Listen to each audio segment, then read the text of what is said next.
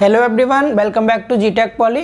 दोस्तों, हम hydraulics and fluid mechanics की स्टडी कर रहे हैं और आज इसका ये लेक्चर नंबर 2 है, जिसमें कि आज हम अपना नया chapter number 2 properties of fluids यानी तरलों के गुण स्टार्ट करने वाले हैं। इसको स्टार्ट करने से पहले मैं आप सभी को बता दूं, ये जो हम सब्जेक्ट पढ़ रहे हैं ये 3 ब्रांच के लिए है: civil engineering, mechanical engineering and chemical engineering.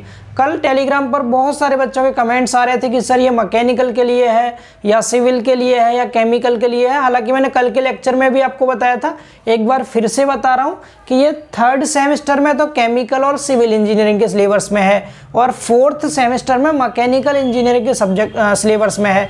ये कॉमन सब्जेक्ट है, तो तीनों ब्रांचों में है, तो आपको बिल्कुल परेशान नहीं होना है। आप सबका सिलेबस मैंने आपको भेज भी दिया था और मैंने खुद भी एनालिसिस कर लिया। पहले कॉमन वाला पार्ट ही हम कर रहे हैं, तो बिल्कुल परेशान ना हो आप। हो सकता है आपकी बुक में थोड़ा सा टॉपिक्स का सीक्वेंस आगे पीछे होगा, बट आपको यहाँ पर जब जो पढ़ाया जा रहा है सब कुछ आपको मिल जाएगा आपके सिलेबस में। बिल्कुल परेशान ना हो, सभी ब्रांच के बच्चे इसको पढ़ सकते हैं, ठीक है।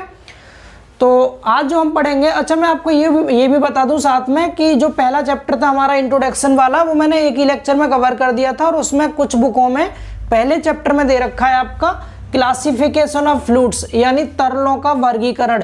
ये मैंने पहले चैप्टर में आपको नहीं कराया था, मैं इसको इसमें कराऊंगा। इसमें कराने का रीजन क्या है, जब हम तरल यानी जो हमारे फ्लूइड होते हैं उनका क्लासिफिकेशन करते हैं तो वहां पर हम देखते हैं न्यूटोनियन फ्लूइड और नॉन न्यूटोनियन फ्लूइड।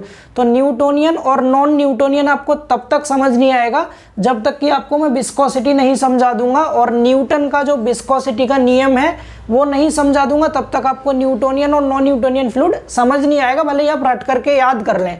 तो इसीलिए मैंने इसको यहाँ पर डाला है 2nd चैप्टर में। तो जिनकी बुक में भी ये पहले चैप्टर में था वो प्लीज करके उसको यहाँ पर समझ लेंगे। आप ऐसा ना समझें कि आपके पहले चैप्टर में छोड़ दिया गया, कुछ भी नहीं बचेगा आपका। मैंने पहले ही बोल दिया, सीक्वेंस थोड़ा आगे पीछे हो सकता है, टॉपिक आपके सभी कवर किए जाएंगे यहाँ पर, ठीक है। और आप कंप्रेसिबल और इनकम्प्रेसिबल फ्लूइड पढ़ेंगे तो वो भी आपको बिना कंप्रेसिबिलिटी के समझ नहीं आएगा। पहले कंप्रेसिबिलिटी समझना पड़ेगा, तब आप कंप्रेसिबल और इनकम्प्रेसिबल फ्लूइड को समझ पाएंगे। तो इसका रीजन था इसमें रखने का, रीजन यही था कि पहले आप इनके टाइप प्रॉपर्टीज पढ़ लेंगे फ्लूइड के, उसके बाद आपको इजीली इसका क्लासिफिकेशन समझ में आ जाएगा, ठीक है। तो अब बात करते हैं इस चैप्टर के बारे में। तो इस चैप्टर में टोटल ओवरऑल आपके सामने लिखी है 13 प्रॉपर्टीज हैं जो हमें स्टडी करनी है और ये 13 प्रॉपर्टी काफ़ी डिटेल में आपको मैं पढ़ाऊंगा और बहुत इंपॉर्टेंट भी है। हालांकि स्टार्टिंग वाली प्रॉपर्टी छोटी छोटी है, बट आपने देखा होगा सियानता फिजिक्स में अपने आप में एक चैप्टर होता है। ऐसे पृष्ठ तनाव जो है, सरफेस टेंशन, ये भी अपने आप में एक चैप्टर है। तो काफ़ी डिटेल में हम इनको पढ़ेंगे, काफ़ी अच्छे वे में कवर करेंगे। केवल डेफिनेशन तक ही हम सीमित नहीं रहेंगे, इसका डिटेल कंटेंट समझने की पूरी कोशिश करेंगे, ठीक है। तो इसीलिए ये चैप्टर आपका 3 से 4 पार्ट में कवर हो पाएगा। लगभग मिनिमम 3 पार्ट तो मान ही लीजिए। एक पार्ट आज का देखते हैं कितना कवर हो पाता है, इसके बाद एक और पार्ट, फिर एक और पार्ट, बिकॉज इसमें थ्योरी है, फॉर्मूले हैं, देन आपका न्यूमेरिकल क्वेश्चंस भी हैं। तो अच्छे से कवर करेंगे, जल्दबाजी कोई नहीं है, ठीक है। समझ लेंगे इजीली हम इसको। तो सबसे पहले हम जानेंगे पहला टॉपिक तापमान तथा दाब का प्रभाव। तो तापमान तथा दाब का प्रभाव किस पर देखेंगे हम? फ्लूइड पर, यानी जो फ्लूइड होता है जिसमें लिक्विड और गैस दोनों आते हैं सॉरी। तो लिक्विड पर और गैस पर टेम्परेचर एंड प्रेशर का क्या इफेक्ट पड़ेगा, इसके बारे में हम स्टडी करेंगे पहले टॉपिक में। तो एक एक करके सभी प्रॉपर्टीज को स्टडी करते हैं। आप इन प्रॉपर्टीज के नाम नोट कर सकते हैं अपने नोट्स में, लिख लीजिए इनको, फिर रफ करके हम एक एक करके समझते हैं चीज़ों को, ठीक है। सॉरी, चलिए समझते चलिएगा, ठीक है। भले ही एक लेक्चर में 3 ही प्रॉपर्टी कवर हो, लेकिन आपको अच्छे से क्लियर हो जानी चाहिए ताकि आप इन्हें भूलें ना कभी। साथ साथ लिखते रहिएगा, आपके हाथ के लिखे हुए नोट्स आपको ज़्यादा याद रहेंगे। बाकी PDF तो मैं आपको प्रोवाइड करूंगा ही। लिख लीजिए फर्स्ट हेडिंग, ताप तथा दाब का प्रभाव। अब आपकी बुक में ये सब टॉपिक 2-2, 3-3 लाइन में खत्म कर रखे हैं, इसलिए 2-3 पेज पे ही आपका पूरा चैप्टर खत्म हो गया है। हालांकि इतना छोटा भी नहीं चैप्टर ये।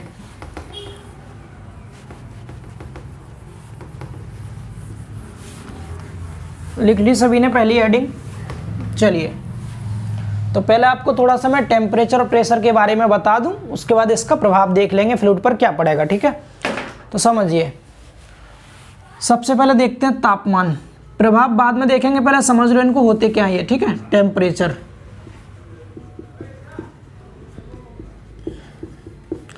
अगर आपसे कोई डेफिनेशन पूछा कि तापमान की परिभाषा बताइए, टेम्परेचर किसे कहते हैं, क्या होता है ताप, तो आप बिल्कुल सिंपल भाषा में क्या बोलेंगे कि जो हमें ठंडे और गर्म का एहसास होता है वो तापमान के कारण ही होता है। जैसे अगर आपने कोई बहुत ठंडी वस्तु को छूते हैं, जैसे आपने बर्फ़ की सिल्ली छू ली, जो आप आइस जमाते हैं फ्रिज में, अगर आपने बर्फ़ को पकड़ के देखा तो आपको एहसास होगा बहुत ठंडी है वो, तो आप क्या बोलेंगे कि बहुत ठंडा है, मतलब इसका टेम्परेचर बहुत कम है क्योंकि ये ठंडा है। वहीं अगर आप आग के पास बैठ जाइए तो आग से क्या होता है, आपको थोड़ा गर्मी का एहसास होता है, तो आप क्या बोलेंगे वहाँ पर, यहाँ हमें गर्म का एहसास हो रहा है, हॉटनेस का एहसास हो रहा है, तो यहाँ पर क्या टेम्परेचर बहुत ज़्यादा है।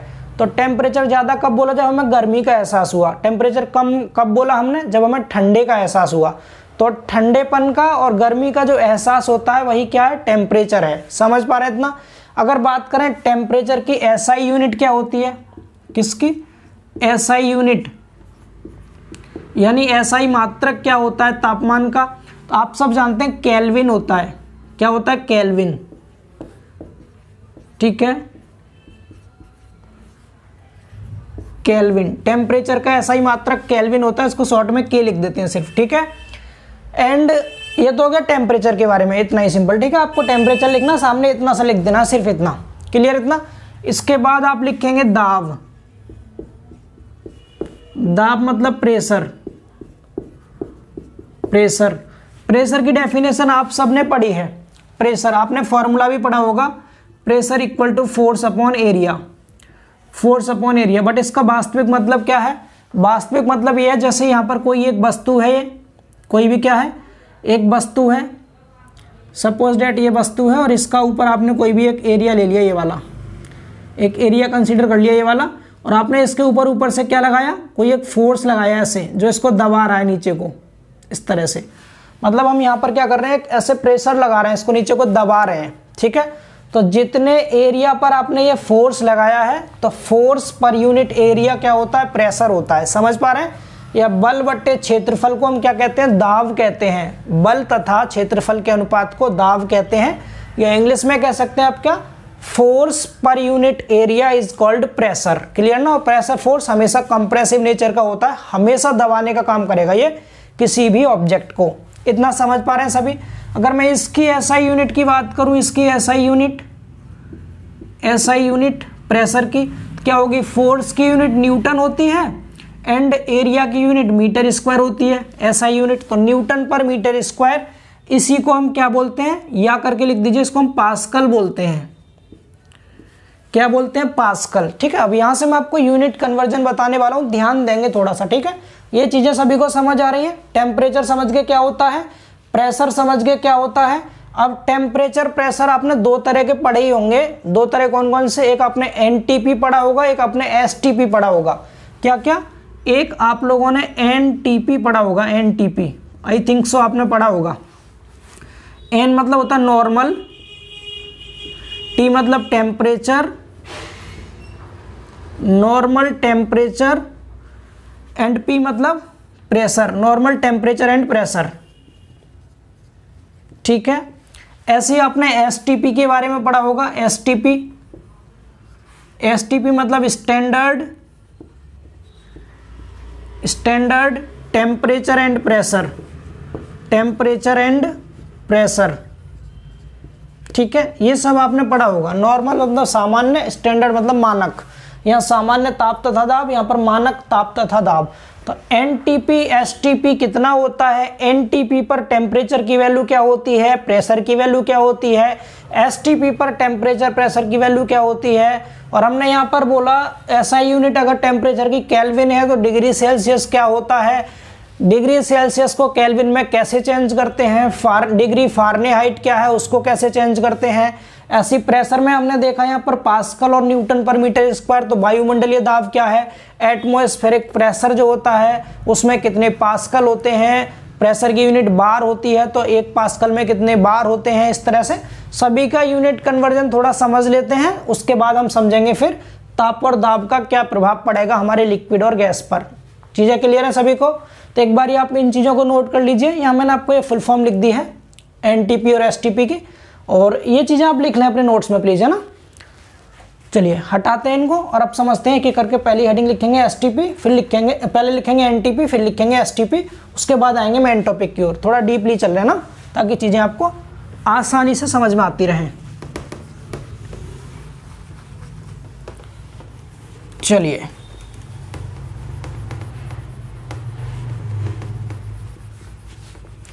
थोड़ा इंटरेस्ट के साथ पढ़िएगा ना, बोर नहीं होंगे फिर, और आपको इजीली चीज़ें कवर होती रहेंगी।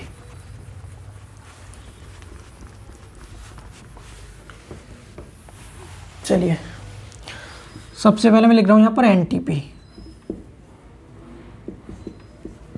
एनटीपी आप लोग समझ ही गए, नॉर्मल टेम्परेचर एंड प्रेशर। तो सबसे पहले हम बात करते हैं नॉर्मल टेम्परेचर एंड प्रेशर कितना होता है। तो जो नॉर्मल टेम्परेचर होता है ना, यहां लिख दे रहे हैं हम नॉर्मल टेम्परेचर एंड प्रेशर। तो नॉर्मल टेम्परेचर तो होता है हमारा 20 डिग्री सेल्सियस, एंड जो नॉर्मल प्रेशर होता है वो 1 ATM होता है। ATM मतलब होता है एटमॉस्फेरिक प्रेशर। मैं लिख देता हूं यहां पर ATM का पूरा नाम क्या है, एटमॉस्फेरिक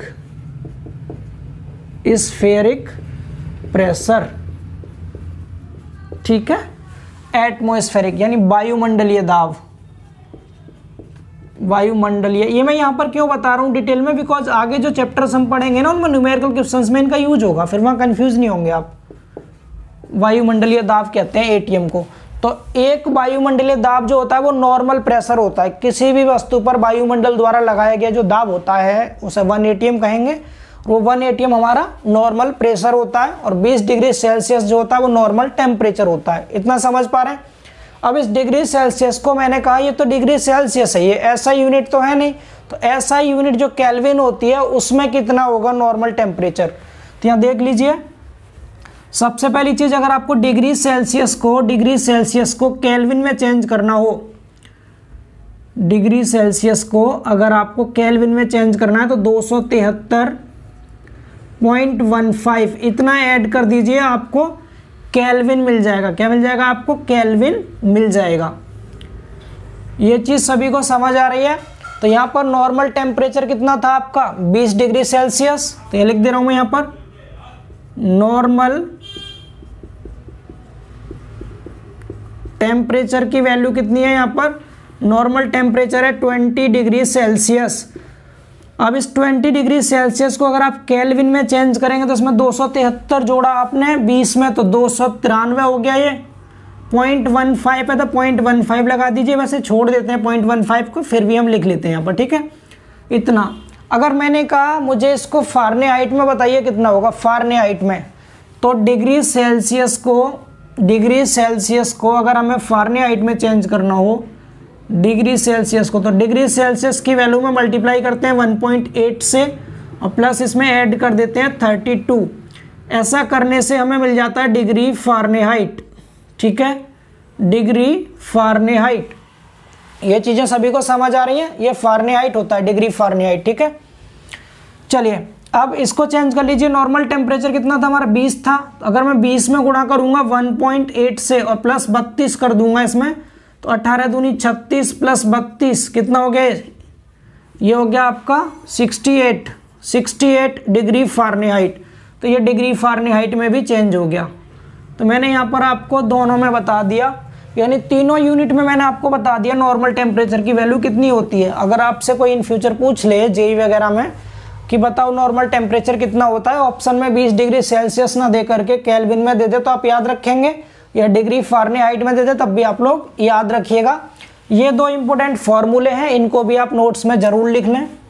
ये फॉर्मूले हैं जिनसे हम एक दूसरे में वैल्यू को इंटरचेंज करते हैं। ठीक है, अब आप इजीली बता सकते हैं डिग्री सेल्सियस को केल्विन में कैसे चेंज करेंगे और डिग्री सेल्सियस को फारेनहाइट में कैसे चेंज करेंगे, एंड केल्विन से फारेनहाइट कैसे बनाएंगे आप ये भी बना सकते हैं। पहले केल्विन को डिग्री सेल्सियस बनाइएगा और फिर उसके बाद क्या कीजिएगा, आप इसको डिग्री सेल्सियस को डिग्री फारेनहाइट में चेंज कर लीजिएगा। ये चीज़ें सभी को समझ आ रही हैं, क्लियर है ना। चलिए तो अब देखते हैं, नॉर्मल टेम्परेचर आप समझ गए, अब देख लेते हैं थोड़ा सा नॉर्मल प्रेशर। ठीक है, जो कि 1 ATM था, इसको देख लेते हैं। तो देखिए नॉर्मल प्रेशर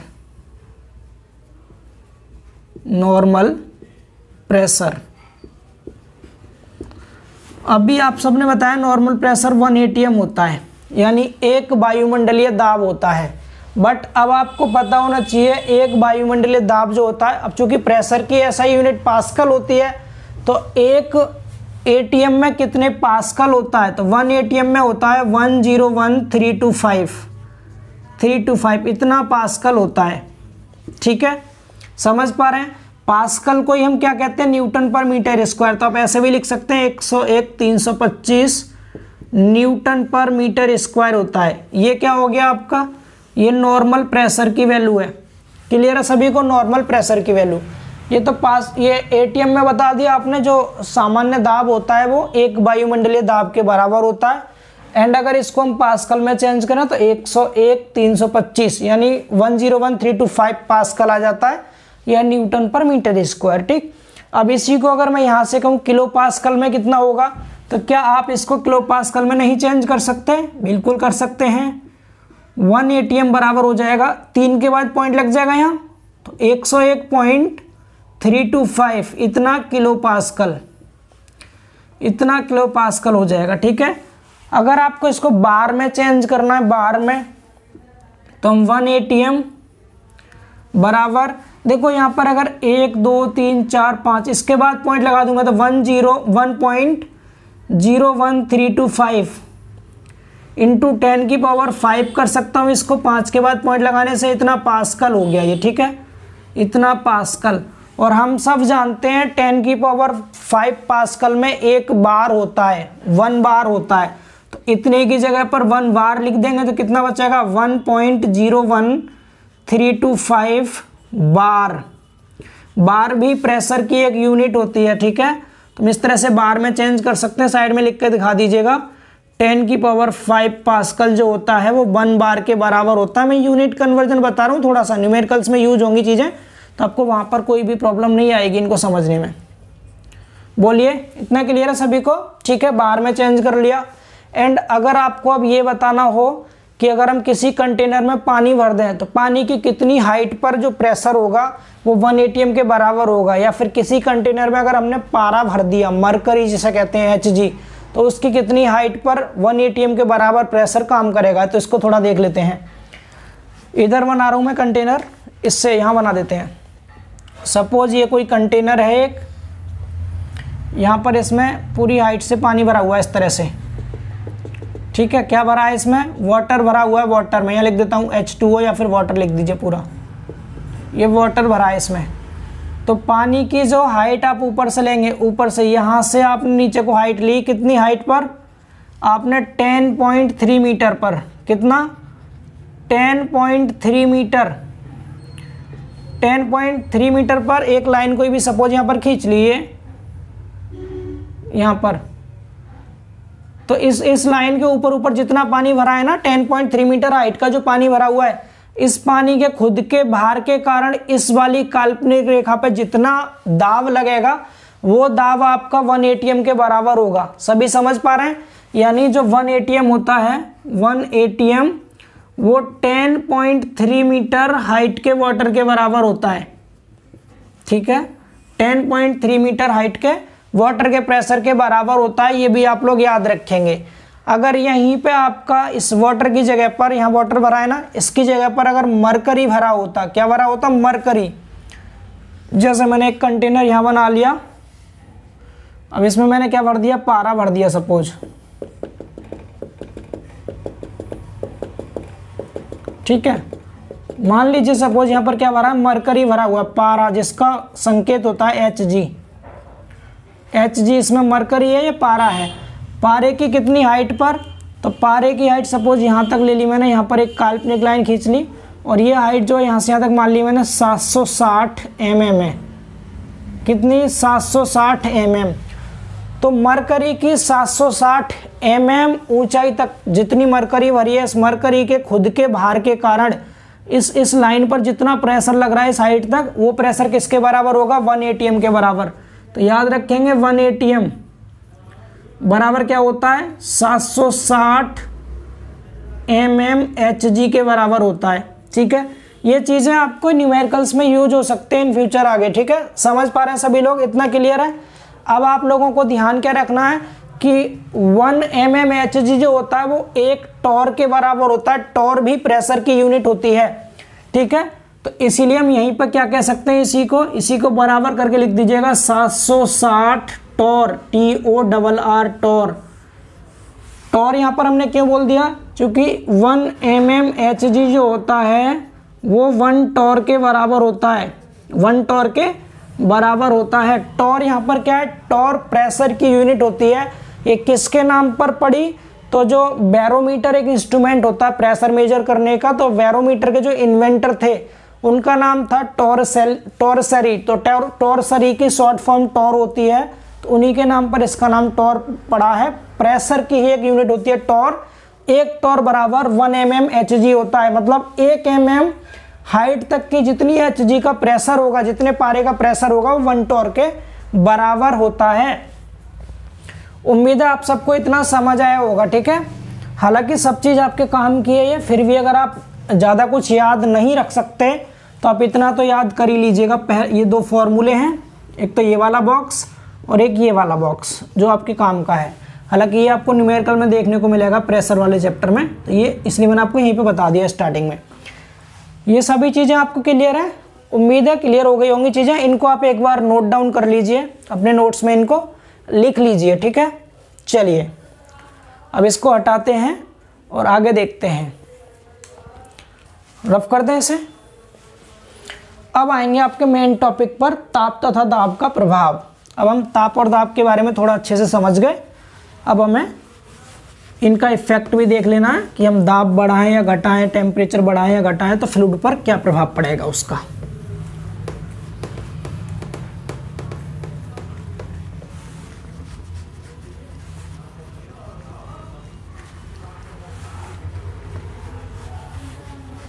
अच्छा, एनटीपी देखा है, एसटीपी और रह गया, थोड़ा सा एसटीपी देख लो।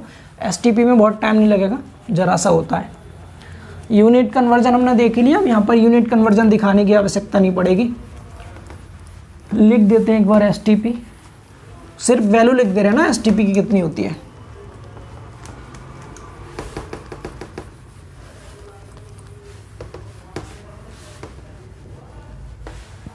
नॉर्मल टेम्परेचर एंड प्रेशर याद रहेगा 20 डिग्री सेल्सियस एंड 1 atm।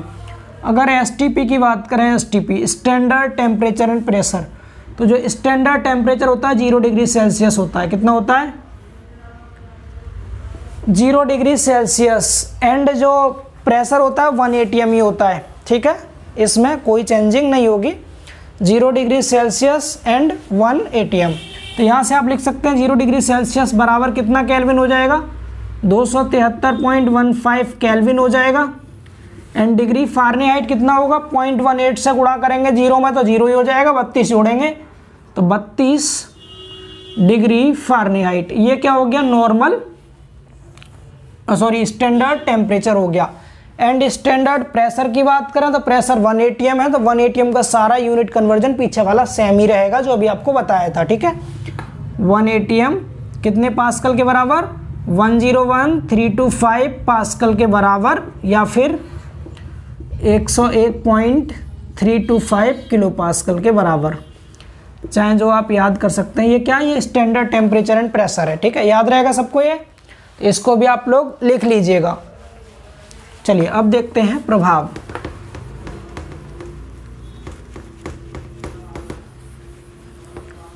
अब हम फ्लूइड पर देखेंगे ताप और दाब का क्या प्रभाव पड़ेगा, किस पर, फ्लूइड पर। फ्लूइड में आपको बताया था 2 चीज़ आती हैं, लिक्विड और गैस दोनों आते हैं। तो एक बार देख लेते हैं लिक्विड पर क्या प्रभाव पड़ेगा, दूसरी बार गैस पर। तो सबसे पहले इसमें ऐसे लिख लेते हैं, लिक्विड मतलब द्रव पर, द्रव पर या द्रवों पर, इंग्लिश में एट लिक्विड्स, लिक्विड्स। पहले द्रव पर देखेंगे, फ्लूइड के दोनों पार्ट है ना, लिक्विड भी गैस भी, दोनों फ्लूइड के अंतर्गत ही आते हैं। तो लिक्विड पर क्या प्रभाव पड़ेगा, देखिए आपने देखा होगा नॉर्मली जो आप द्रव होते हैं वो इनकम्प्रेसिबल होते हैं, मतलब असंपीड्य होते हैं, वो दबते नहीं है दबाने पर। तो ये जैसे मैंने यहाँ पर किसी कंटेनर में पानी रख दिया भर के, यहाँ पर पानी रख दिया, ठीक है, ये पानी रख दिया। अच्छा खाली कर लो थोड़ा कंटेनर, ऊपर तक ले लो, क्योंकि पता चला आपने ज़्यादा दबाया पानी ऊपर होकर बाहर निकल जाएगा। यहाँ आपने इस पर प्रेशर लगाया कोई भी, आप क्या कर रहे हैं, प्रेशर लगा रहे हैं, मतलब दाब की वैल्यू बढ़ा रहे हैं, प्रेशर की वैल्यू बढ़ा रहे हैं आप, ठीक ऐसे करके। तो बढ़ाएंगे तो क्या ये पानी नीचे दब जाएगा? नहीं दबाएगा, क्योंकि ये इनकम्प्रेसिबल होता है, असंपीड्य होता है। इसीलिए जब हम प्रेशर में परिवर्तन करते हैं, क्या करते हैं, जब हम टेम्परेचर को चेंज करते हैं तो इस लिक्विड के वॉल्यूम में कोई चेंजिंग नहीं होती, इसका आयतन चेंज नहीं होता। बहुत ज़्यादा प्रेशर लगा देंगे तो बहुत नेग्लिजिबल चेंज आएगा, नगण्य परिवर्तन होगा आयतन में, ठीक है। तो अगर आपने क्या किया, प्रेशर चेंज किया, तो प्रेशर चेंज करने से वॉल्यूम नेग्लिजिबल चेंज होता है, ठीक है,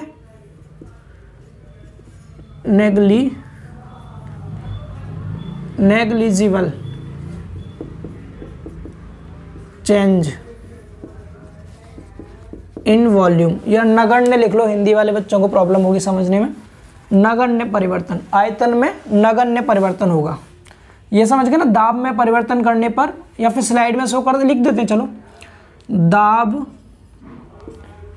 में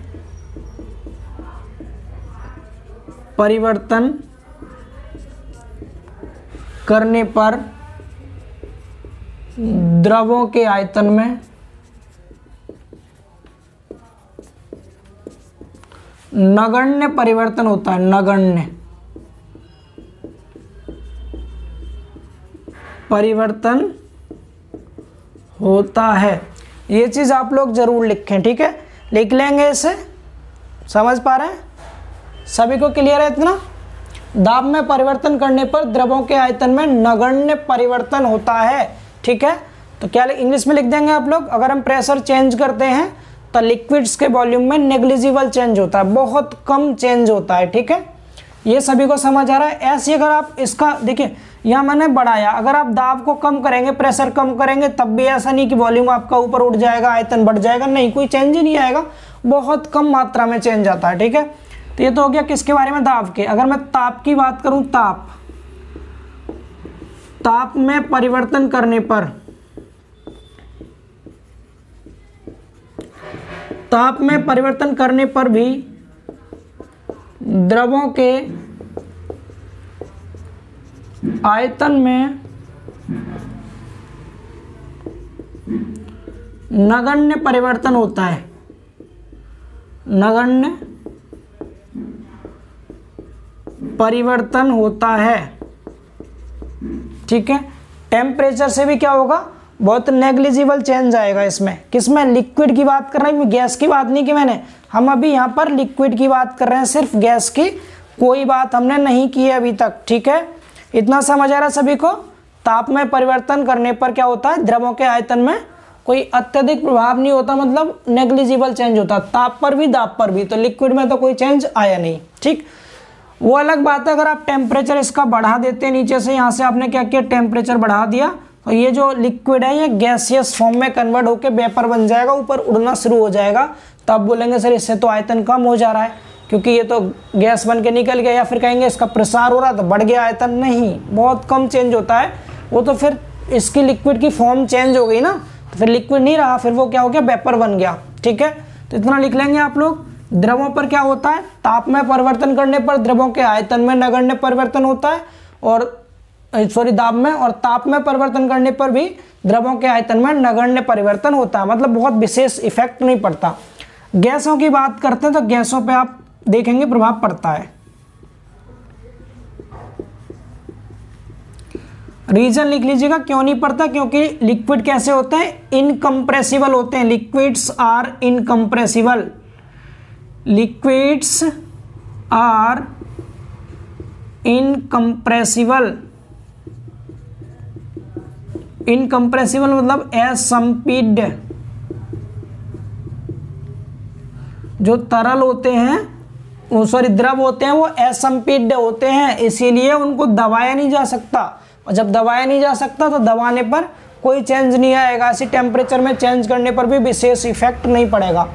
अब गैसों पर देखते हैं, एट गैसेस, गैसों पर क्या प्रभाव पड़ेगा, गैसों पर पड़ेगा वही इफेक्ट, क्योंकि गैसें क्या होती हैं आपकी, कंप्रेसिबल होती हैं। Gases sorry S gases are compressible. Gas संपीड्य होती हैं, संपीड्य मतलब जिनको दबाया जा सकता है। गैसें संपीड्य होती हैं, तो इसीलिए अगर आप दाब में परिवर्तन करते हैं, परिवर्तन से मतलब क्या है, दाब बढ़ाने पर, मैं एरो की हेल्प से समझा दे रहा हूँ यहाँ पर आपको, किससे, एरो लगा करके समझा दे रहा हूँ। ये प्रेशर है, प्रेशर को अगर हमने बढ़ाया, ऊपर की ओर एरो का मतलब क्या है, प्रेशर बढ़ाया, तो प्रेशर बढ़ाने पे क्या होगा, देखो यहाँ पर गैस भरी हुई है, सपोज किसी एक सिलेंडर में गैस भरी हुई है, ठीक है। अभी ये क्या है, ये आपके पास बड़ा सिलेंडर है, ठीक। अब अगर आपको इसको किसी छोटे सिलेंडर में भरना है, तो आपने देखा होगा हम बड़े बड़े सिलेंडर में जो गैसें होती हैं उनको छोटे सिलेंडर में आसानी से भर लेते हैं। क्यों भर लेते हैं, क्योंकि गैसें कंप्रेस हो जाती हैं, दब जाती हैं। तो अगर हम इस पर ऊपर से प्रेशर लगाएंगे, इस तरह से प्रेशर लगा दिया हमने, और हम क्या कर रहे हैं, प्रेशर की वैल्यू बढ़ा रहे हैं, तो यहाँ पर क्या होगा, इसके आयतन में कमी हो जाएगी। पहले वॉल्यूम यहाँ से यहाँ तक था, अब ये वॉल्यूम कम हो जाएगा, ठीक है। इसके पार्टिकल बहुत पास आ जाएंगे गैस के, और ये कंप्रेस हो जाएंगी। इस तरह से क्या हो गई, कंप्रेस हो गई गैस, ठीक है। इतना बोलिए, सभी को समझ आ रहा है ये चीज़। तो क्या हो गया, यहाँ पर दाब बढ़ाने पर इनके वॉल्यूम में, आयतन में कमी हो गई, वॉल्यूम में कमी हो गई, पहली चीज़, ठीक है, समझ आ रहा है। एंड अगर मैं यहाँ से प्रेशर, ये तो मैंने क्या किया, दाब बढ़ाया था, नीचे की ओर दबाया है इसको, अगर मैं दाब को कम करूँगा, इस दाब को कम कर दूँ मैं, तो उल्टा काम होगा, आयतन बढ़ जाएगा। प्रेशर कम करने पर वॉल्यूम बढ़ जाएगा, ये चीज़ भी आप लोगों को याद रखनी है। तो आप क्या याद रखेंगे यहाँ से, गैसों का दाब बढ़ाने पर, गैसों का दाब बढ़ाने पर, या गैसों पर दाब बढ़ाने पर, प्रेशर बढ़ाने पर, गैसों पर प्रेशर इंक्रीज करेंगे तो वॉल्यूम डिक्रीज हो जाएगा, ठीक है। एंड प्रेशर डिक्रीज करेंगे तो वॉल्यूम इंक्रीज हो जाएगा, क्योंकि प्रेशर जब हम इंक्रीज करते हैं तो गैस कंप्रेस हो जाती हैं, दब जाती हैं, ठीक है। एंड जब हम क्या करते हैं, प्रेशर को कम करते हैं, तो ये एक्सपेंड हो जाती है, इनका प्रसार होना शुरू हो जाता है और आयतन बढ़ जाता है। ये चीज़ें क्लियर हैं सभी को, ठीक है। थ्योरी पार्ट है, पीडीएफ में आपको दे देंगे इसका, तो वहाँ से आप देख के लिख लीजिएगा, हालांकि यहाँ समझ पा रहे होंगे। सेम थिंग अगर मैं यहाँ पर टेम्परेचर की बात करूँ, टेम्परेचर, अच्छा आप ये भी देख सकते हैं, आपने उसमें फिजिक्स में पढ़ा होगा बचपन में कभी, या केमिस्ट्री में चार्ल्स का नियम पढ़ा होगा, पढ़ा सबने। अब देखिए आगे, हालांकि चार्ल्स के नियम की बात नहीं कर रहा यहाँ पर, क्योंकि फिर वो ज़्यादा डीप हो जाएगा, सिर्फ आप इतना समझते चलिए। टेम्परेचर की बात करना है, प्रेशर हो गया ना, अब टेम्परेचर को देख लो थोड़ा सा। जैसे यहाँ पर गैस भरी हुई है, ये इस कंटेनर में क्या है, गैस भरी हुई है ऐसे, ठीक, इस तरह से। आपने क्या किया, जो टेम्परेचर है इसकी वैल्यू बढ़ा दी, नीचे से टेम्परेचर बढ़ाया, तो क्या होगा, इसका प्रसार होना शुरू हो जाएगा। मतलब अब इसका आयतन, पहले सपोज यहाँ तक भरी हुई थी गैस, और आपने इसका जैसे ही टेम्परेचर बढ़ाया, नीचे से इसको हीट कर दिया, गर्म कर दिया, तो गैस अब ये फैलना शुरू हो जाएगी, ठीक है। इसका वॉल्यूम बढ़ जाएगा, अब क्या होगा, वॉल्यूम बढ़ जाएगा, इसका आयतन बढ़ गया टेम्परेचर बढ़ाने पर। जब हम टेम्परेचर बढ़ाते हैं तो क्या होता है, वॉल्यूम इसका बढ़ जाता है, गैसों का वॉल्यूम बढ़ जाता है। एंड अगर हम टेम्परेचर कम कर देंगे, इसको ठंडा करेंगे, तो गैस फिर से नीचे बैठना शुरू कर देगी। तो टेम्परेचर कम करने पर वॉल्यूम भी क्या हो जाएगा, इसका कम हो जाएगा। समझ पा रहे इतना सभी, ये चीज़ें सभी को क्लियर हैं, बोलिए इतना सभी को समझ आ रहा है, बहुत बढ़िया, ठीक है। प्रेशर भी हो गया आपका और टेम्परेचर भी हो गया, ठीक है। वॉइल्स और चार्ल्स का रूल बताएं, चलो थोड़ा सा बता देते हैं, वॉइल्स और चार्ल्स का रूल। वॉइल्स एंड चार्ल्स, वॉइल्स और चार्ल्स ने क्या बताया था, देखो एक छोटी सी ट्रिक बता रहा है, आपको याद हो जाएगा। बाल्टी, बाल्टी सबने देखी है, चाय भी सबने पी है, बाल्टी में चाय पी, क्या ट्रिक क्या है, बाल्टी में चाय पी, ठीक है। तो वॉइल के नियम में तो टी कांस्टेंट रहता है, चार्ल्स के नियम में पी कांस्टेंट रहता है। बाल्टी में चाय पी, बाल्टी मतलब वॉइल का जो नियम है उसमें टी कांस्टेंट रहेगा, तो कांस्टेंट टेम्परेचर पर किसी भी गैस का जो प्रेशर होता है वो वॉल्यूम के इन्वर्सली प्रोपोर्शनल होता है। वॉल्यूम के इन्वर्सली प्रोपोर्शनल होता है। किसने बताया था? ये बॉयल्स ने बताया था। टेम्परेचर को कांस्टेंट कर दिया तो प्रेशर जो था वॉल्यूम के इन्वर्सली प्रोपोर्शनल था। और चाय पी मतलब चार्ल्स के नियम में जो पी होता है वो कांस्टेंट रहता है। जब पी कांस्टेंट हो गया तो टेम्परेचर बचा, तो टेम्परेचर डायरेक्टली प्रोपोर्शनल होता है प्रेशर के। ये किसने बताया? चार्ल्स ने। ये तो बताया बॉयल्स ने। ये नियम बॉयल्स ने दिया और ये नियम चार्ल्स ने दिया था, चार्ल्स ने। ठीक है, तो बॉयल्स ने क्या कहा?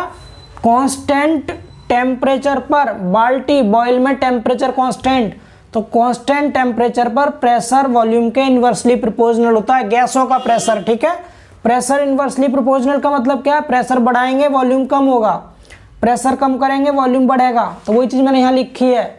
ऐसे चार्ल्स ने क्या बताया? कांस्टेंट चाय पी मतलब चार्ल्स में प्रेशर कांस्टेंट है, तो कांस्टेंट प्रेशर पर जो टेम्परेचर होता है वॉल्यूम के सीधे समानुपाती होता है। टेम्परेचर बढ़ाएंगे वॉल्यूम बढ़ेगा, टेम्परेचर कम करेंगे वॉल्यूम कम हो जाएगा।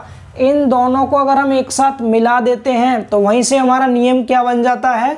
वो आपने गैस इक्वेशन पढ़ी होगी, PV बराबर nRT, तो वो बन जाती है यहाँ से। अगर आप देखना चाहें तो देख सकते हैं। यहाँ भी वॉल्यूम है, मैं यहाँ से भी वॉल्यूम निकाल लूँ। यहाँ से आप वॉल्यूम निकालेंगे तो वॉल्यूम क्या हो जाएगा यहाँ पर आपका? इन्वर्सली प्रोपोर्शनल P के, तो V समानुपाती 1/P हो जाएगा। समझ पा रहे हैं?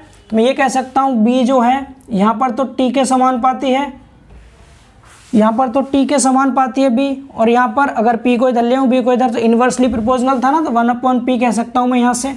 तो आप यहाँ से क्या कर सकते हैं? इस P को इस साइड ले जाओ तो क्या हो जाएगा? ये PV समानुपाती T के हो गया, तो PV बराबर कांस्टेंट आता है N या nRT कर दीजिए। ऐसे करके गैस इक्वेशन निकल के आती है। तो आपको यहाँ पर नहीं पढ़ना है, आगे जाके आपको पढ़ा देंगे उसको। ठीक है, तो यहीं से आपका निकल के आता है गैस इक्वेशन PV बराबर nRT, बॉयल्स और चार्ल्स के नियम से। तो ये सब आगे की केमिस्ट्री की चीज़ें थी, फिर भी मैंने आपको बताने की कोशिश की है। कुछ चीज़ें आपको यहाँ से समझ में आई होंगी, बाकी थ्योरी पार्ट, बस आपको थ्योरी पार्ट याद रखना है। कितना? द्रवों पर तो ताप और दाब का कोई विशेष प्रभाव पड़ता नहीं है, गैसों पर इफेक्ट पड़ता है। दाब के तो क्या होता है? ये दाब के इन्वर्सली प्रोपोर्शनल होता है आयतन, और ताप के डायरेक्टली प्रोपोर्शनल होता है। मतलब दाब बढ़ाएंगे तो आयतन कम होगा, दाब कम करेंगे आयतन बढ़ेगा। टेम्परेचर में क्या होगा? टेम्परेचर बढ़ाएंगे आयतन बढ़ेगा, टेम्परेचर कम करेंगे आयतन कम हो जाएगा। बोलिए, चीज़ें क्लियर है सभी को? सभी को समझ आ रहा है? तो ये हमारा पहला टॉपिक, सिर्फ इतने सारे टाइम में केवल एक टॉपिक कवर हुआ है, चूँकि हमने बहुत डिटेल में इसको कवर कर लिया। उम्मीद है अब आपको इसमें कोई भी कैसी भी दिक्कत नहीं आएगी। ठीक है, चलिए तो फिर इस लेक्चर में इतना ही रखते हैं, और अगले लेक्चर में आपकी मेन प्रॉपर्टीज स्टार्ट होंगी, जिसमें हम फॉर्मूले, न्यूमेरिकल क्वेश्चन सभी की स्टडी करेंगे। तो इससे अगला जो लेक्चर आएगा उसको थोड़ा सा बड़ा रखेंगे, उसमें काफ़ी सारी प्रॉपर्टीज़ को हम कवर कर लेंगे, और उसके बाद फिर न्यूमेरिकल क्वेश्चंस की ओर मूव करेंगे। ठीक है, इस लेक्चर को थोड़ा सा इतना ही रखते हैं अभी के लिए। ठीक है, तो मिलते हैं बहुत जल्द अगले लेक्चर में, तब तक के लिए बाय बाय, टेक केयर।